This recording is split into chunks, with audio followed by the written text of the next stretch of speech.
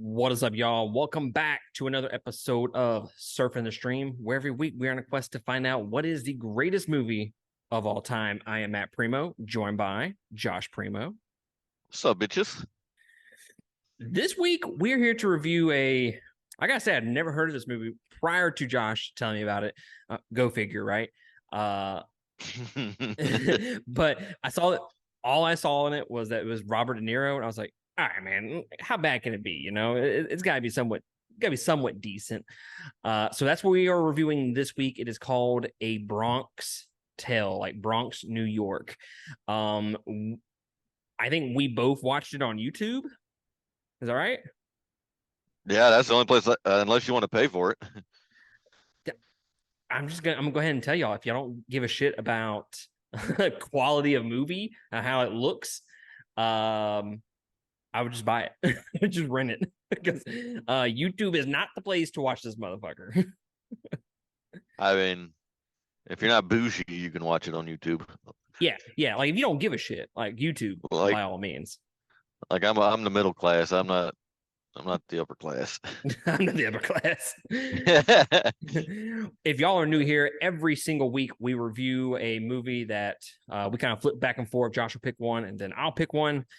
This week it's him picking A Bronx Tale. Next week we are going to review a cult classic, Pulp Fiction. It is a movie that I have wanted to review for a long time, but just I don't know. I did a Quentin Tarantino top 10 ranked episode, but I didn't actually review that movie specifically. So I'm pretty excited to review that.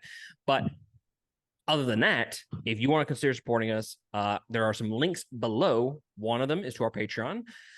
You can support us there, or you can go to our merch, which is also below.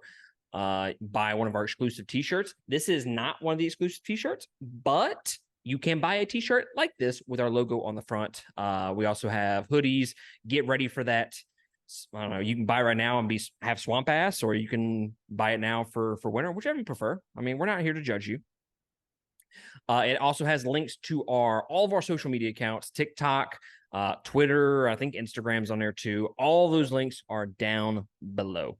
So it would be great if you. We would be very appreciative if you went and support us by either patreon.com/2game, or liking us, subscribing us on YouTube, or going to our several social media accounts, whichever you prefer. But thank you regardless for being here today with us.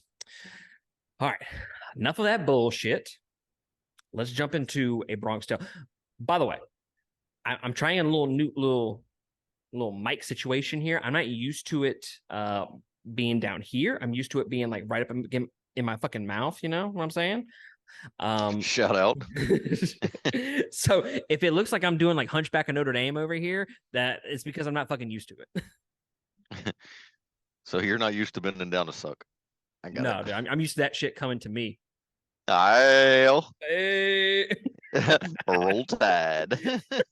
This dude, that is like the third time you said Roll Tide since I've gone on the phone with you. I've seen some funny TikToks about them losing, and every last one of them end with Roll Tide. So Roll Tide. I don't even follow football, but I'm not gonna lie. It's been nice driving through Alabama these last 2 years and not seeing that bullshit every fucking where. I gotta say, it's been nice. You know, did you start bringing up Roll Tide because of my hat? No, I literally was watching a TikTok and I seen them that they lost I'm guessing Texas, because everybody was like, oh, I guess they can't go to Texas Roadhouse or Longhorns to eat. I'm just saying. Back-to-back champs, baby.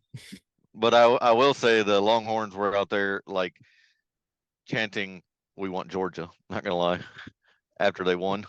Everybody says that until they actually play Georgia. Got them. That one's for Chris Norman out there, who says I become a cocky Georgia fan. And truth be told, I'm not even cocky, man. Like I remember where I came from, but I find it hilarious to actually be able to do this to people. So it's me just trolling. It's all in good fun to me. But that is the most I have ever talked to Josh about fucking football. I feel kind of gross about it, to be honest with you. I mean, that was my vast knowledge of it. Yeah, I just wanted to mention the TikTok thing. I wasn't trying to get into the whole story about it. Hey. A Bronx Tale. I don't know what just happened with you just a second ago, but I'm gonna let it go because I don't know what the fuck happened. None. I was letting you go. I didn't know whether it was like a hiccup or you burped or what the fuck. No, I just let. No. All right, this is awkward. A Bronx Tale, set in the Bronx, obviously. During the tumultuous 1960s, an adolescent boy is torn between his honest working class father and a violent, yes, charismatic crime boss. It was directed by Robert De Niro, who has also directed The Good Shepherd. This movie had a budget of $22 million and it grossed $17.2 million. It stars Robert De Niro, Chazz Palminteri. I'm probably saying these names wrong. Go fuck yourself. Lilo Brancata, aka Matt Bevilacqua. We'll go with that one. 2 hours Bam. and 1 minute for the runtime, and it was released October 1st, 1993. Oh, something I've noticed here recently. It was all Sean. He did it on spec.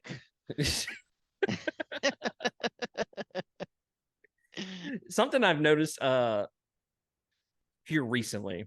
We've been doing a lot of movies around like their anniversary date, and that's not planned by any means, but we're coming up on 20 years for this damn movie.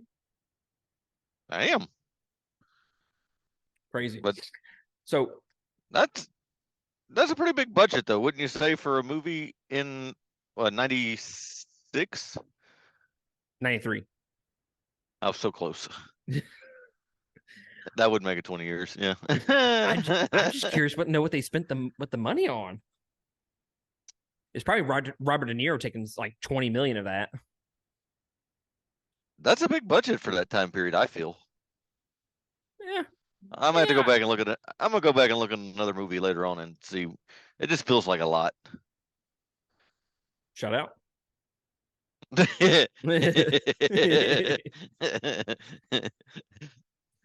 Roll Just Tide. so we're clear, I've never been told that.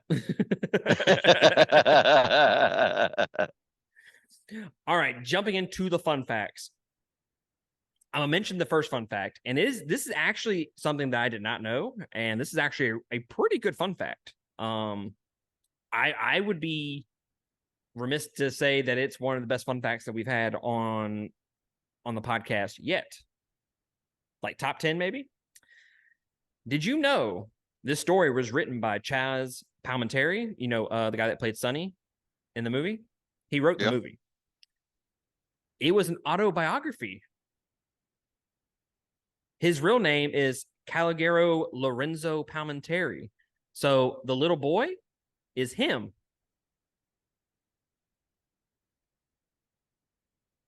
I see the wheels turning. You're trying to connect the dots here. So Sonny wrote a story, but in the story he's the little kid. Yes. That is pretty interesting, actually. So I believe it took a long time for you to connect the dots on that too, you dick nugget. Yeah, fuck you. I'm trying to call me out, shit. I'm gonna pull up the IMDb real quick. Yeah, you go ahead and pull that up, sir. Because I don't know, man. I just did not even catch on to that whatsoever. I was 10 when this movie came out, and I'm trying to think if I ever remember, but I can't remember what I had for breakfast. So yeah, you were 3. I was 3. I was barely shitting in a toilet at the time. So that was weird. Was it weird though? Kind of. Anyways, so yeah, he was actually the little boy in the movie, and then Robert De Niro decided he wanted to produce half of the movie with Chazz, and only if Robert De Niro could play Lorenzo, the father. So very, very interesting story there. I didn't know that. I didn't catch it or anything like that until I read the fun facts. Despite the fact that it is called A Bronx Tale, the movie was mainly filmed in Astoria and Jackson Heights, Queens, New York, because it was easier to capture the period where the buildings resembled more of the 1920s and the 1950s, which is kind of weird because it was set in the 1960s, but I digress. There is a guy in the biker bar scene. I don't know if you saw it, but he looked a lot like Rob Schneider. No, I did not see it, or I didn't notice it. So I saw him. I was like, bruh, is that fucking Rob Schneider? Well, in fact, it is not Rob Schneider. It is a guy that gets mistaken for Rob Schneider quite a fucking bit. He is actually a New York City member of the Hells Angel Motorcycle Club. So just BT dubs for those out there. This is Robert De Niro's directorial debut. And then Catherine Narducci. You may know her as Charmaine on The Sopranos. This was her first. This was her first outing in acting. Oh, really? Yep. Huh. And if you also notice, she plays like a shittier version of the character that she would make famous a few years later. I was going to bring that up. But I mean, is it acting when a woman just nags and bitches all the time, or is that just them being normal on camera?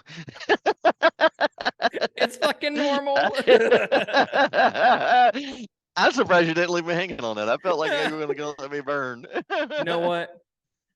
I feel like burning a motherfucker. I feel like hitting a motherfucker with another motherfucker today, so I don't even give a shit. Then like I woke up and chose violence, and I like it. I respect it. What part did you play in the movie? Just a woman. I just played myself.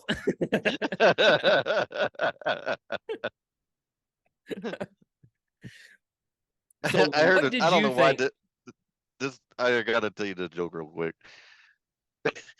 Chuck Norris went to a feminist rally, got his clothes ironed, and they made him a sandwich before he left.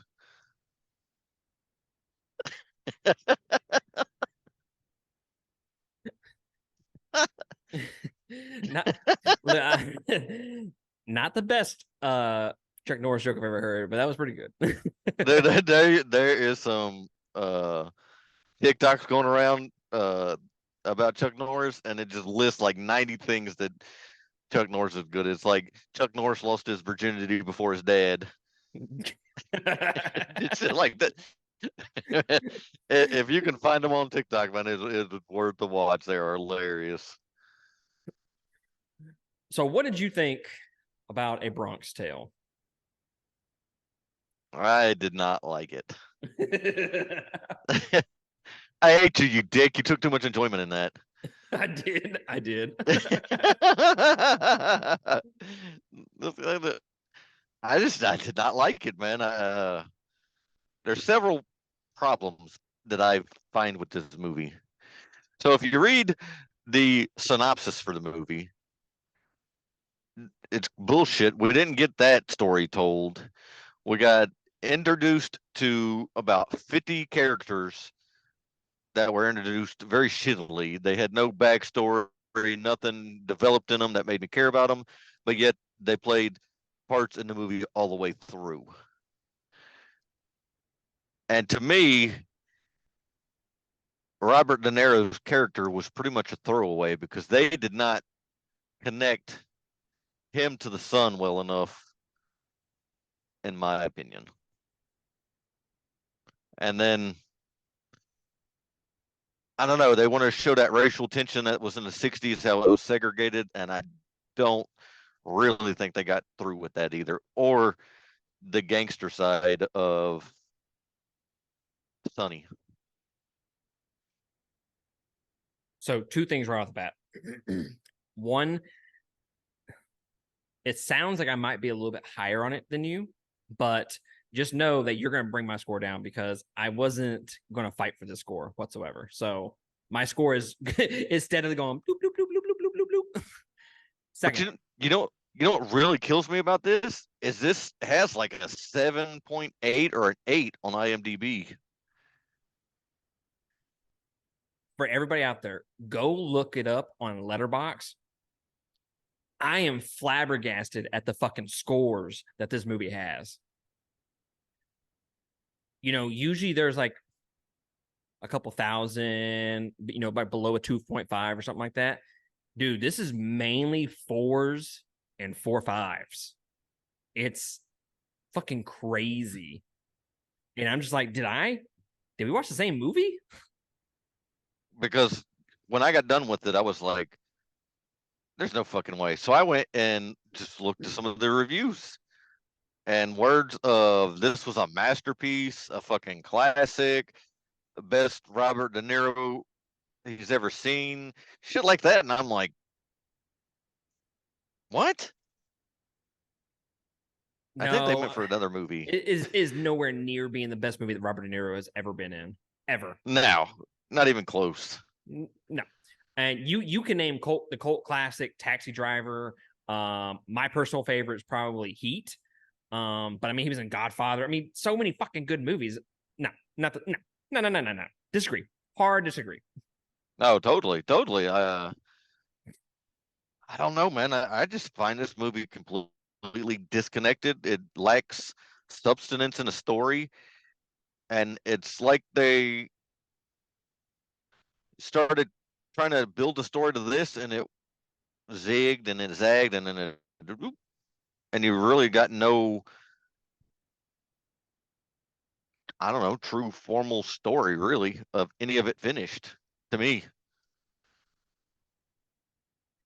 So I will agree with you on just about all those points. This is a movie that is, if you picked out pieces of this movie, there, and I've said this before on other reviews, this movie has maybe like 3 or 4 really fucking good scenes, like really, really good scenes. But it's surrounded by fucking bullshit that just makes all those scenes just like for me personally, I can go back and watch a movie based on a couple of scenes. Like, oh man, that scene was so fucking good. I can go watch that movie again just to rewatch some of those scenes. This one, negative, negative. You're not gonna pay me to fucking watch this shit again. Um, so yeah, it has a few good scenes surrounded by a bunch of bullshit. I was finding myself nodding off at times during this movie. The biggest issue that I have with the entire movie, the biggest issue is tone. The first 30, 45 minutes of this movie, maybe the first hour, it feels like I'm watching a Sandlot version of a gangster movie. Tell me I'm wrong. 100% right. It's 100%. weird.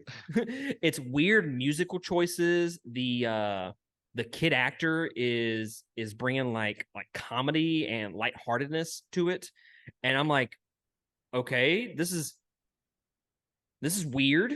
Going with a Sandlot version of a gangster movie. I mean, I've never seen that before in a gangster movie, so I'll just keep watching. And then it just turns, and it's no longer that lighthearted Sandlot feel to it, and it completely changes tone.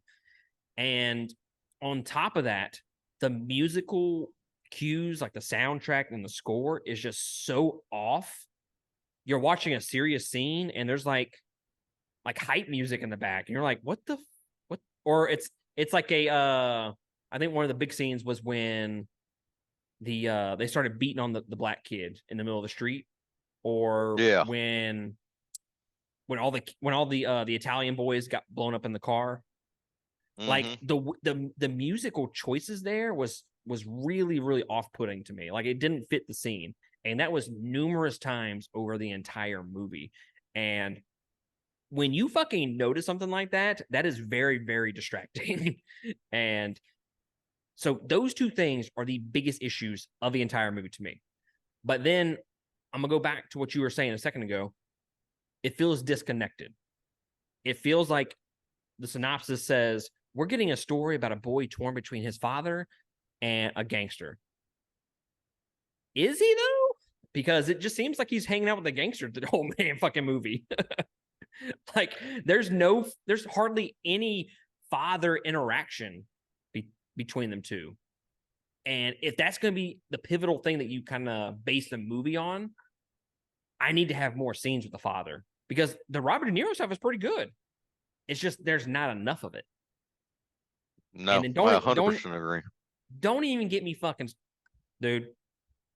You got me on a fucking rant now, and that score is just going plummeting.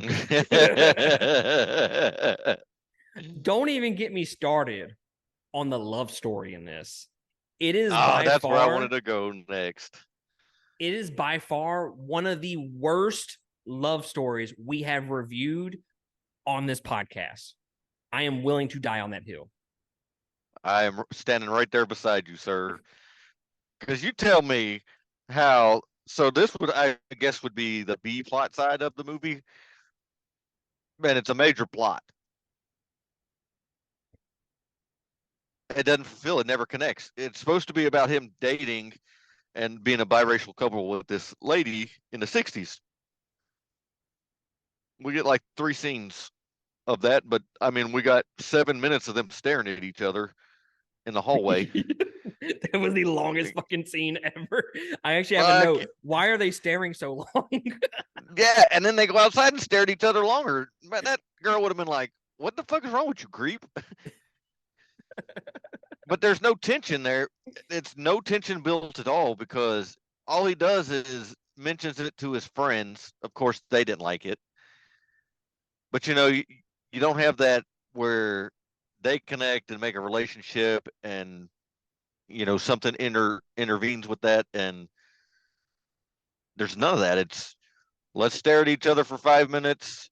Your brother gets beat up on the street. You come down there. I say a derogatory term to you, and then 40 minutes later in the movie, you come back. Why the fuck does she go back? That was what it threw me off. I'm gonna just go out on a limb and say, if you've said that to that girl, I don't think she'd have came back. I don't think so either. I wouldn't have. Like, he calls her the N-word, and then she looks at him like, oh no, the fuck the fuck he didn't. And like, I'm thinking like the dude's gonna get shot. That's what it looks like on her face. But then the very next scene, she's all like, yeah, my brother was just joking. He understood. He was just messing around. Like, all right, but he still fucking called you the N-word. Like, that's part of the disconnect in there that I seen, man. And it's like, so they only had like 5 houses in that whole neighborhood that they didn't like, that they decided to go throw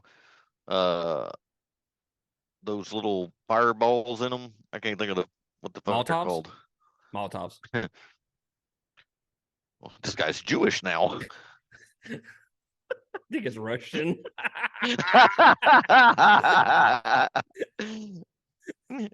What's the Jewish say when they get married and they're like, what the fuck is matzo ball or something, and they crash the plate.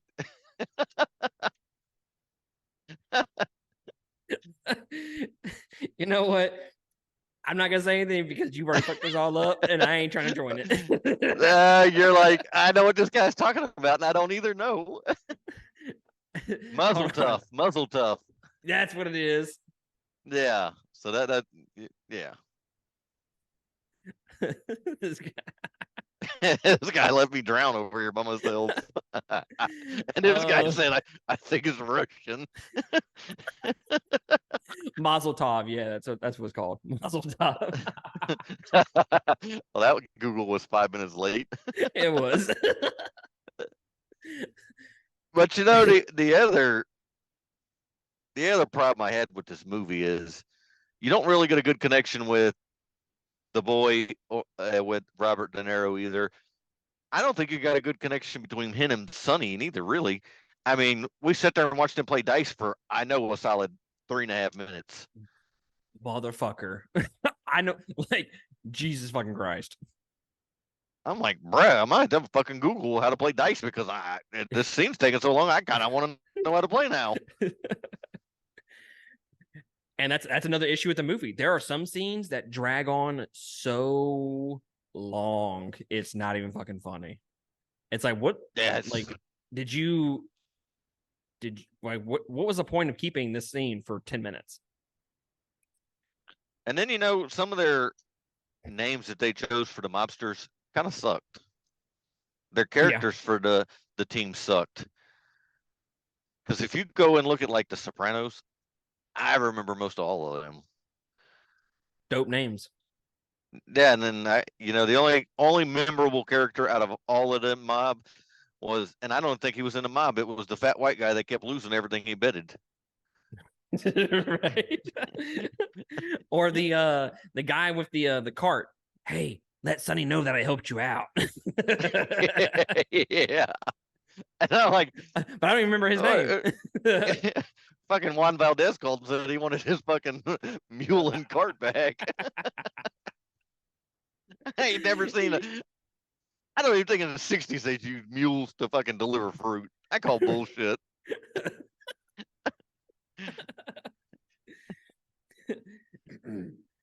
Yeah, man, this movie just I struggled to get through it. It took me about 3 separate watches to get through it. It it was a tough watch, man, and I had such high hopes for this movie, but I can't say none of the acting was terrible.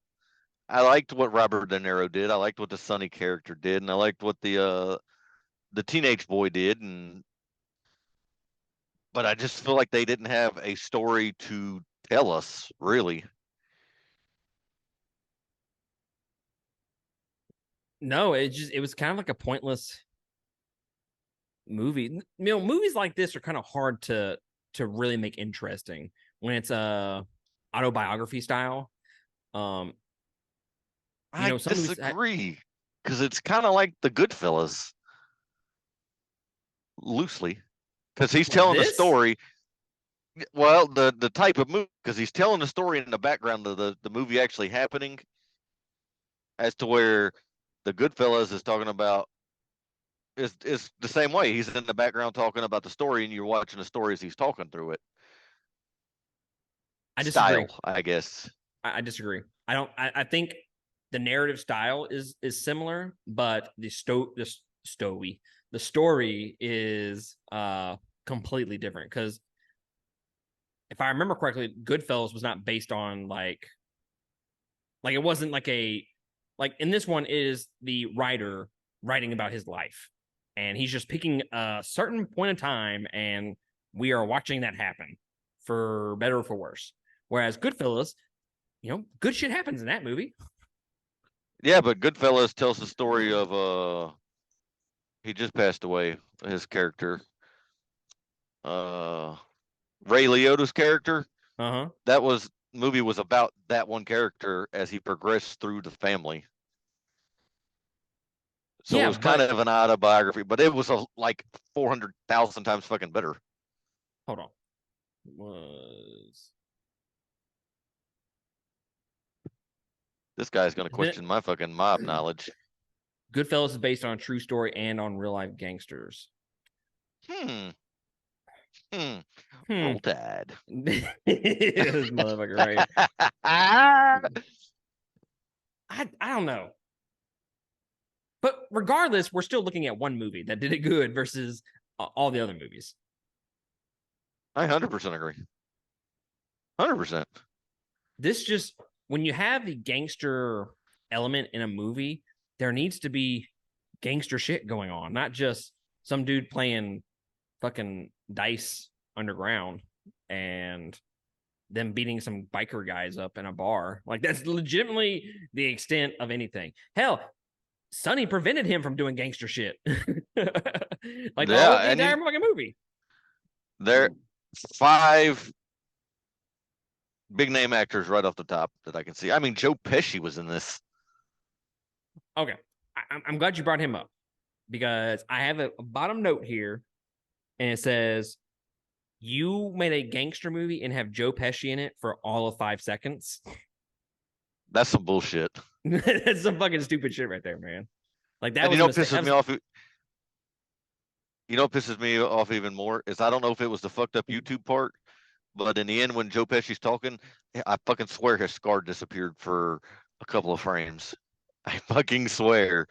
You know the one he got saved from? I digress. It was probably YouTube. Dude, that YouTube version was ugly. Ugly. Yeah, but fucking, how does Joe Pesci only get 5 minutes, man? Huge mistake. Huge mistake.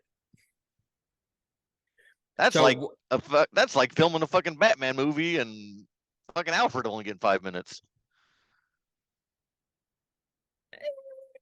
I don't know if I agree with that. I don't know if I agree with that. I tried to butt up my Ninja Turtle reference, but you know what? Fuck it. So I have a note here, and I wrote it specifically for you because I thought about it. All right. And that is some of the one character, and we've already kind of talked about her a little bit, and that is Charmaine. I have, because she freaks the fuck out whenever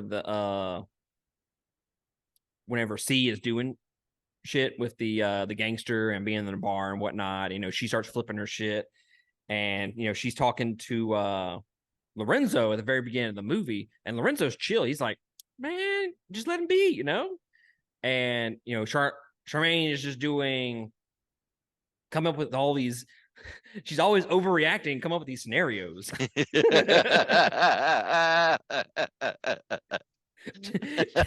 overreacting. That's all I can think about, man. Like woman, you in these scenarios. You're flexing.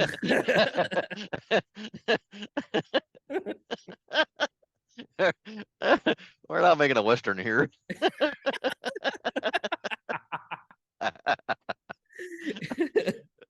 But the one scene that I love the most is the one you're talking about. And he's like, "You tell your father, don't lie to him." And he lies, and she's like, "You lied. Tell him you lied." I shot my shot. He did. I wanted to give it a chance. I was like, I respect it. And there's that Sandlot tone that I was talking about, because that felt very much like, it felt like you could put that in the Sandlot and it would fit. But I mean, it was funny, but it was just, when you watch that when in the context of the rest of the movie, it's just weird. Just weird to me. It is, but you know what? I think I like that scene so much because it is the exact parental moment that everybody has with at least one child, where they'll say something like totally inappropriate, and you're like, "Hey, you can't say that," but I mean, I got to respect that you used it in such a great way. I respect that you used it appropriately. And trust me, I've had several of those. Like, I'm fine with that tone, but carry it throughout the entire movie. Make it a Sandlot version. Make it a coming of age story of this kid growing up, and he is torn between these two different families, and he has more scenes with the dad. Take out the bullshit love story. Take all that out, because when it comes down to it, the whole racism stuff and the B plot and that love story and whatnot, it just doesn't fit in the context of this movie. So personally, I would cut all that out, and it was strictly a coming of age story. And you can make it in the vein of The Sandlot, where there's some humor in it, and then those musical choices, or let me phrase that, like 30% of the musical choices make sense.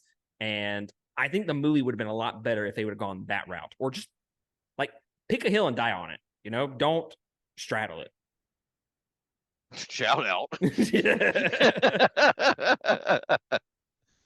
I cannot argue any of those points. I think it would have been a fantastic movie if we would have left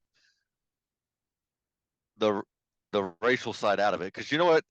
You can have two plots if you do them correctly, but if you can't do justice to both sides, then just pick one. It feels like he wanted to say something but couldn't say it completely in the movie. Like it's almost kind of like like, let's say you have an opinion, but you don't want to say the full opinion. You just want to say, yeah, this is something, you know? I don't know if that makes any sense to you or not. I don't feel like I'm speaking clearly. Like, it makes sense in my head. Excuse me. Yeah, I got what you're saying. Because it seems like he just like, oh, let's throw it in there, but like, let's not fully commit to it. Yeah. Let's just stick the tip in. But The Sopranos, see, any gangster film, movie, whatever, is always going to be compared to The Sopranos because I think we both agree that that's probably the best gangster property ever made. In The Sopranos, racism is woven through that entire series, so it's consistent the entire time. This is just thrown in the mix of let's just mention it, and it gets mentioned at the very tail end of the movie. I just think it was a very, very poor choice, bad writing, and like I said, just completely cut that whole section of the movie out and just go with the coming of age story. Yeah, definitely. And I think we should have seen more of the business side of Sonny. Because really, Agreed. all you ever get to see of Sonny is him standing on the corner, pointing his three fingers, and locking the bar, beating a dude up, and then he's playing dice. You really don't get to see anything besides that of that No, that's it. character. For a gangster movie, there's no gangster shit going on. Yeah, and I mean, what do you think about when he died? I thought that was kind of a So I will say this. anticlimactic. I will say this. I think that aspect of the movie kind of works for me. I wouldn't say it's done well, but I was I'm kind of over exaggerating when I say this, but I was interested in it. So like I was paying attention, and that's about as far as it went. But it does make sense because a few scenes earlier, he asks Sonny, he goes, "Do you not trust anybody?" And he's like, "No, I don't." And you then have another scene between them, and it's like, I would never have done that. You need to trust me. So to me, it's almost kind of like Sonny kind of let his guard down, and that's how he ended up getting shot. But like I said, like I don't think it's done well. Like if they had woven that into the movie from the very, very beginning, I think it would have been more successful. It would have hit better. But yeah, when you just decide to complete an arc over 3 scenes, I don't think that works. I don't think it works like that. There's a medical terminology for finishing too soon.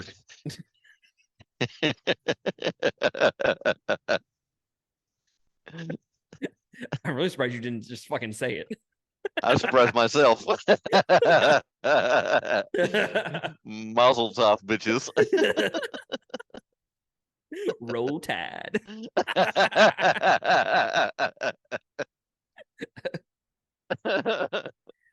So what do you end up giving this movie, man? But I can't go no higher than a 1. I just can't. I just can't. No matter how much I like certain parts of it, none of the story ever fucking worked together, man. And I love the actors in this movie. I don't think they work. I just can't. I'm torn. There's I'm no way torn. to be torn, sir. Plot A and plot B both sucked. And I don't need to sit there and watch two motherfuckers stare at each other for 10 minutes on screen. So when I go to review movies, I try to lean in the middle of picking unbiased, but also kind of giving it bonus points or subtracting it based on how much I like it or love it or dislike it. A good example of that is when I watched the movie A Phantom Thread. Not a movie that you would ever watch, Josh. I do not recommend it, by the way. It took me a fucking long time to get through that movie, like 3 or 4 days. Damn. Yeah, it is a very slow movie, but I give it 5 stars. Now, I would never watch it again. I think it's a very, very well made movie. It's just not for me. So I try to review movies with that mindset. And some people think, I mean, if you look at it on one side, that doesn't make a whole lot of sense. But on the flip side, if I tell somebody, hey, this is a really, really great movie, it's not for me. I mean, let me rephrase that.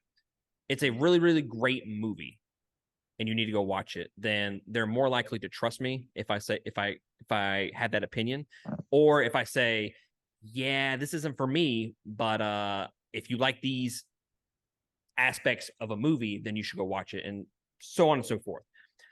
So I originally gave this movie a three stars. I thought it was good enough, but after talking with you, I don't feel that anymore.